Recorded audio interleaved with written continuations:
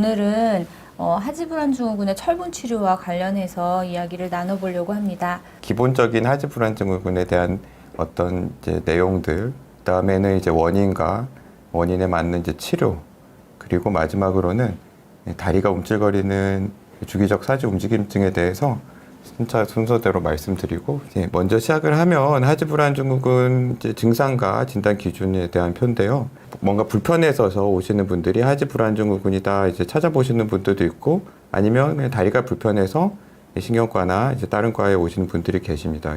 이제 환자분들이 다리가 불편한데 뭐라고 표현을 못 하겠어요, 이렇게 말을 제일 많이 하세요. 그러면 사실은 우리나라 말에 이게 적당한 표현이 없다는 거를 이제 깨달았습니다. 다리를 이제 움직이고 싶은 충동, 다리를 움직이고 싶은 느낌이라고 표현을 할 수가 있겠는데, 그 하지불안 증후군이 있는 분들도 처음 이거를 느끼게 되면 이게 평소에 이제 느끼던 어떤 감정이나 그런 어떤 감각과 다르기 때문에 뭐라고 표현을 못하는 경우가 많은 것 같아요. 다리에 불편함이 있으면 저희는 하지불안 증후군이 아닌가 이런 고민을 하게 됩니다. 그래서 잠을 못 자면 증상이 생기는 이유는 이게 저녁이나 밤에 이런 다리가 불편한 게 악화가 되고, 또 잠이 자꾸 깨는 각성이라고 우리가 표현하는 현상이 생기기 때문입니다. 진단 기준에도 가만히 있을 때 증상이 생기고 악화된다고 되어 있습니다. 나이가 드신 분들은 이제 계속 주물러야 된다, 털어야 된다, 일어나서 걸으며 표현하다까지 말씀을 해주시면 저희는 거의 이거는 진짜 하지불안 증후군이 맞다 이렇게 확실하게 생각을 하게 되는데요. 그래서 움직일 때 증상이 호전된다, 우리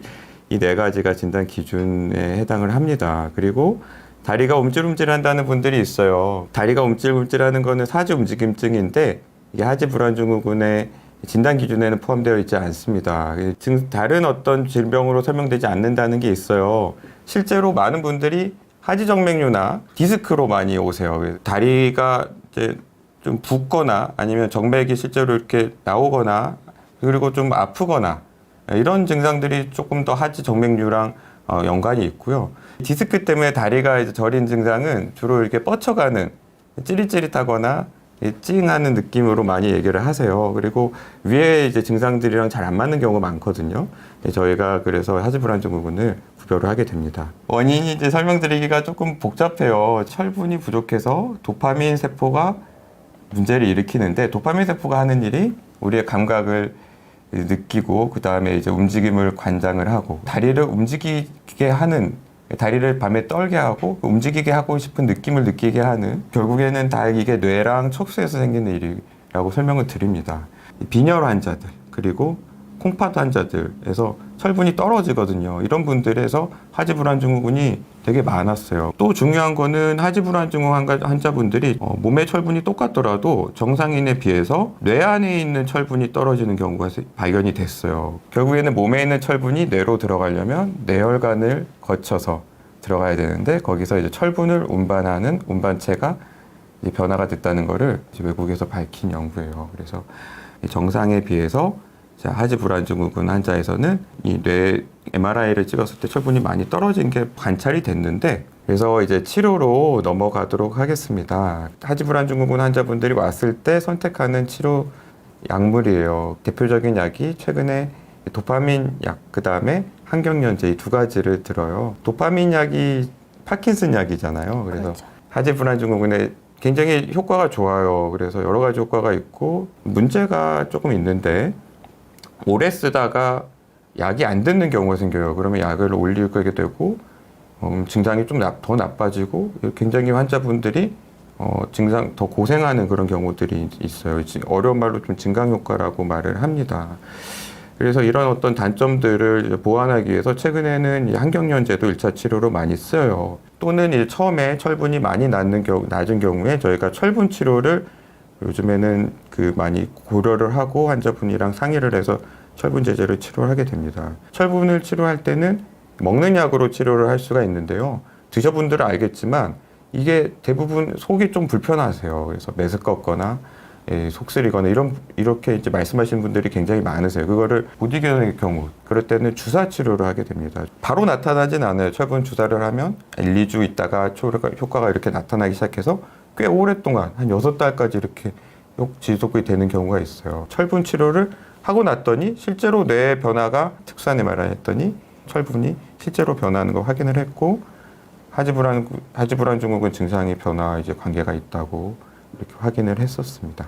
주기적 사지 움직임증이라는 현상이고요. 하지불안 증후군이랑 헷갈리시는 분들이 꽤 많으세요. 이걸 하지불안 증후군이다 이렇게 말씀하고 오시는 분들도 있고, 이게 있어야 하지불안 증후군이라고 생각하시는 분들도 많아요. 왜냐면 발목을 까딱 심하게는 이렇게 완전히 그냥 발까지 다 움직이시는 구부리는 형태로 움직이는 형태를 말하고요. 자다가 생기거나 아니면 아주 얕은 잠을 생길 때 들어서 자기 직전에 생긴다 이렇게 말씀하시는 분들도 계시고, 주기가 보통 한 20초에서 한 40초 정도로 주기를 두고서 움직여요. 그래서 이런 움직이는 형태는 여러 가지 병에서 생길 수가 있다. 하지불안 증후군에서만 생기는 건 아니지만 다른 수면 질환들, 기면증, 그다음에 렘 수면 행동장애, 수면 무호흡증에도 주기적 삼지 움직임이 있고, 심지어는 정상인에서도 막 이게 주기적 삼지 움직임증이 있는 분들이 있어요. 아무 병도 없는데. 주기적 사지 움직임증이라고 하는 증상이 하지불안 증후군이라는 것과 이제 동등한 거는 아니고, 벤 다이어그램에서 이렇게 교집합을 갖는 그런 어떤 증상으로 두 개를 보시면 조금 더 정확하게 이해를 하실 수 있을 것 같습니다. 저희가 이 주기적 사지 움직임증은 다 치료하지는 않습니다. 그래서 그냥 본인이 전혀 불편하지도 않고 그런 경우는 굳이 치료를 아직은 할 필요가 없다 그렇게 말씀을 보통은 드리고요. 이것 때문에 자꾸 잠을 깬다, 아니면 이것 때문에 잠이 크게 방해가 받는다, 이런 어떤 여러 가지 다른 병이 있다, 그런 경우는 주기적 사지 움직임증을 줄여주는 치료를 하고, 하지불안 증후군은 기본적으로 철분의 어떤 부족 때문에 연관되어서 생긴 도파민 신호 장애, 연관된 문제입니다. 그래서 도파민 문제랑 철분 문제가 같이 생기는 병이고요. 그래서 도파민을 치료하기도 하고 철분을 치료하기도 합니다. 그래서 어느 쪽이 더 문제가 있는지는 또 사람마다 다를 수가 있고, 어느 쪽이 더 잘 듣는 것도 다를 수 있기 때문에 도움을 드리기 위한 피검사도 하고, 그 다음에 약도 본인한테 맞는 약을 잘 선택을 해드리려고 노력을 하고 있습니다. 그래서 오늘 저희 하지불안 증후군 철분 치료 관련해서 이야기들 나눠봤는데요.